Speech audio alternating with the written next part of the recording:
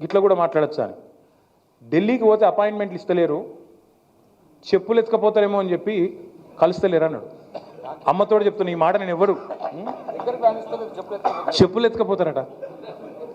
అరే చెప్పులు ఎత్తుకపోయేటోళ్ళు వేరే పార్టీ వాళ్ళు ఉన్నారు ఇక్కడ, అది వాళ్ళ కథ వేరు. చెప్పులు ఎత్తుకపోవడం నాకు అర్థం కాదు.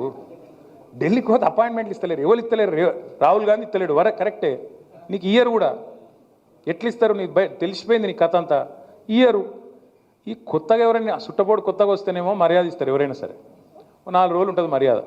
ఇక కానీ నువ్వు వచ్చేదేమో ఢిల్లీకి నీ పని మీద వస్తావు, మీ మూటలు మోసుకపోయేందుకు 42, 43 సార్లు పోతుంది ఇప్పటికీ. అందులోనట ఈయన ఎకానమీ క్లాస్లో పోతుండట. అబ్బా, ఫోటోలు మొత్తం బయట పెడతాం, ప్రైవేట్ ఫ్లైట్లు, బిజినెస్ క్లాసులు, మీ ట్రిప్పులు మొత్తం ఫోటోలు బయట పెడతాం, సోషల్ మీడియాలో ఇప్పటికీ తిరుగుతున్నాయి, మళ్ళీ పెడతాం. అరే గింత అన్యాయం మాటలు మాట్లాడతారు. 43 సార్లు ఢిల్లీకి పోతివి, 43 పైసలు లేకపోతివి, ఏముంటుంది ఇజ్జత్ నీకు ఢిల్లీ మార్కెట్లో? వీడు ఊకొత్తాడు పోతాడు, ఎందుకు ఇవ్వాలి మీకు అపాయింట్మెంట్? ఇస్తలేరు, ఏం చేయాలి మరి?